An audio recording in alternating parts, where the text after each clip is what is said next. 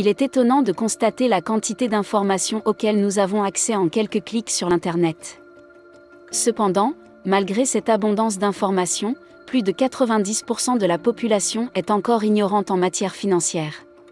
Il est important de noter qu'il n'y a pas de personnes riches qui soient ignorantes sur le plan financier, à l'exception de celles qui ont eu de la chance, comme celles qui ont hérité d'une grosse somme d'argent ou qui ont gagné à la loterie. Toutefois, il est intéressant de savoir que 70% des gagnants de la loterie finissent par faire faillite après seulement quelques années d'extrême richesse. C'est pourquoi il est essentiel d'avoir une bonne éducation financière pour pouvoir prendre les bonnes décisions avec son argent. Même si vous avez beaucoup d'argent, vous pouvez toujours prendre de mauvaises décisions financières et tout perdre si vous ne savez pas ce que vous faites. Si vous voulez devenir riche à long terme, il est essentiel d'acquérir une éducation financière. Malheureusement, ce type d'éducation n'est pas couramment enseigné dans les écoles.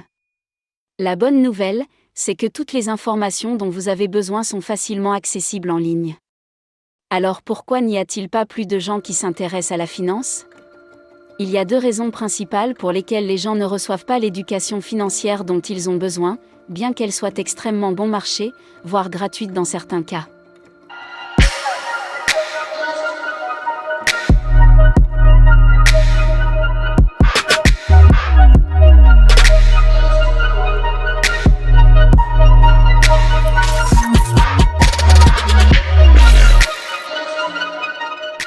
La première raison est l'état d'esprit qui prévaut.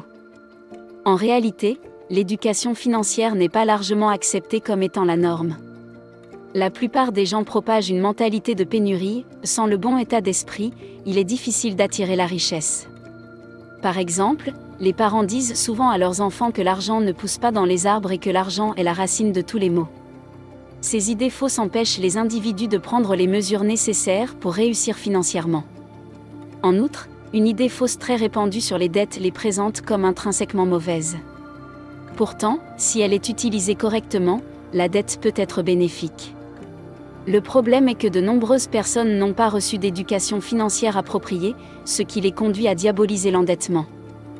Pour améliorer votre culture financière, vous devez ignorer les personnes qui ne savent rien de la finance et demander conseil à des personnes qui ont des connaissances et de l'expérience en matière de gestion de l'argent. Cela s'apparente à l'apprentissage d'un sport comme le ski, où l'on préfère apprendre de quelqu'un qui sait déjà comment faire, plutôt que de quelqu'un qui n'a jamais skié auparavant. La deuxième raison est de sortir de sa zone de confort et de renforcer son estime de soi. Selon les riches, il est indispensable d'avoir une bonne estime de soi et de la confiance pour générer de l'argent avant d'atteindre la liberté financière. Il est essentiel d'avoir une image positive de soi et de croire que l'on mérite d'être plus heureux et plus riche. Dans un sens, il s'agit d'une prophétie qui se réalise d'elle-même. Vous devez d'abord vous imaginer aussi riche que l'image confiante, charismatique et fluide que vous créez dans votre esprit vous donnera la confiance nécessaire pour dépasser votre zone de confort, ce qui est crucial. Pour réussir, vous devez prendre des risques et sortir de votre zone de confort.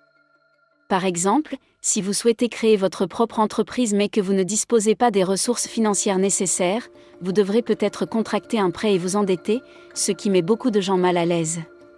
Si vous n'avez pas la confiance nécessaire pour agir, vous ne deviendrez jamais riche.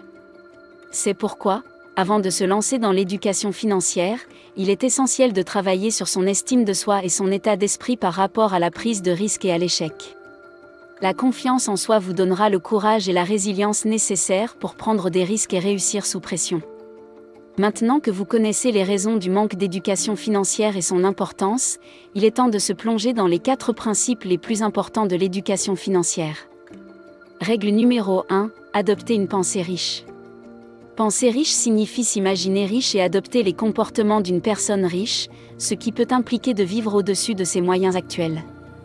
Vivre en dessous de ses moyens, comme le recommandent souvent les experts financiers, est certes judicieux pour éviter de tomber dans des pièges financiers. Cependant, il est également essentiel d'investir en vous-même en dépensant de l'argent pour des choses qui augmentent votre confiance et votre sentiment général de bien-être. Par exemple, ce n'est pas en réduisant votre consommation de café que vous deviendrez millionnaire. Plutôt que de se concentrer uniquement sur les économies de bout de chandelle, il faut s'efforcer d'acquérir de nouvelles compétences qui peuvent vous aider à vous épanouir. Cherchez à acquérir de nouvelles compétences qui vous aideront à générer plus de revenus et à atteindre le mode de vie que vous souhaitez. Cette approche peut avoir un impact considérable sur votre état d'esprit et vous permettre d'identifier de nouvelles opportunités de gagner de l'argent. Règle numéro 2, évitez d'investir dans des choses que vous ne comprenez pas. Vous devez acquérir les connaissances et les compétences nécessaires pour gérer une entreprise et vous tenir au courant des dernières tendances du secteur pour rester compétitif. Votre cerveau est votre machine à gagner de l'argent et vous devez investir dans son développement pour réussir à long terme.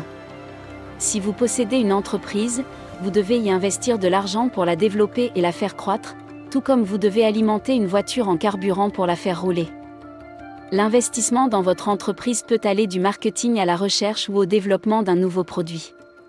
L'immobilier et les actions sont deux autres types d'investissements populaires. L'investissement dans l'immobilier consiste à acheter des unités ou des structures présentant un potentiel, à les remettre en état et à les revendre en réalisant un bénéfice. Les actions, quant à elles, impliquent l'achat d'actions d'une société en vente dans le public. Comme pour tout investissement, il y a des risques et vous devez faire attention à qui vous écoutez et faire des recherches approfondies avant d'investir votre argent. Et n'oubliez pas la règle d'or, n'investissez jamais dans quelque chose que vous ne comprenez pas parfaitement. Troisième règle, le pouvoir et les dangers de l'endettement. L'endettement peut être une arme à double tranchant et son potentiel de bien et de mal est souvent sous-estimé. Ceux qui savent la manier peuvent prospérer. Les dettes peuvent être classées en deux catégories, les bonnes et les mauvaises. Les mauvaises dettes comprennent les prêts que l'on sait ne pas pouvoir rembourser, comme les prêts étudiants, qui peuvent peser lourdement sur la vie financière d'une personne. Il s'agit d'une préoccupation majeure, et nous devons être prudents lorsque nous attendons des jeunes adultes qu'ils prennent des décisions financières importantes. Par conséquent, ne vous endettez que si vous êtes sûr de comprendre les conséquences potentielles.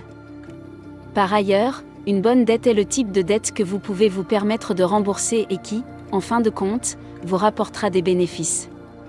En fait, s'endetter peut être un moyen de s'enrichir. Par exemple, vous pouvez avoir besoin de contracter un prêt pour démarrer une entreprise. Si l'entreprise décolle comme prévu, vous rembourserez le prêt et serez libre de développer votre entreprise tant que vous respecterez vos échéances. Règle numéro 4, acquérir des compétences pour obtenir des actifs. L'actif désigne tout ce qui génère des revenus pour vous. Le passif, quant à lui, est constitué de ce qui épuise vos ressources financières. Votre cerveau est votre atout le plus précieux et vous pouvez l'améliorer pour qu'il devienne encore plus précieux. Il existe des compétences très demandées sur le marché qui ont deux points communs. D'une part, elles offrent une valeur immense au marché, d'autre part, elles permettent de générer un revenu considérable plutôt que de travailler pour quelqu'un d'autre. Concentrez-vous sur le développement de compétences qui peuvent vous aider à créer des revenus en fournissant au marché des solutions qui donnent des résultats. Identifiez les compétences qui correspondent à vos points forts et cultivez votre première compétence à haut revenu pour générer les fonds dont vous avez besoin pour acquérir de plus en plus d'actifs. Voilà qui conclut la vidéo d'aujourd'hui. J'espère qu'elle a été instructive et bénéfique pour vous. Si vous l'avez trouvée utile, n'hésitez pas à lui donner un coup de pouce. N'hésitez pas à me faire part de vos commentaires dans la section ci-dessous. Enfin, n'oubliez pas de vous abonner et d'activer les notifications pour ne pas manquer les prochaines vidéos. Merci d'avoir regardé, et je vous donne rendez-vous dans la prochaine vidéo. Vivre et non survivre. Soyons prospères.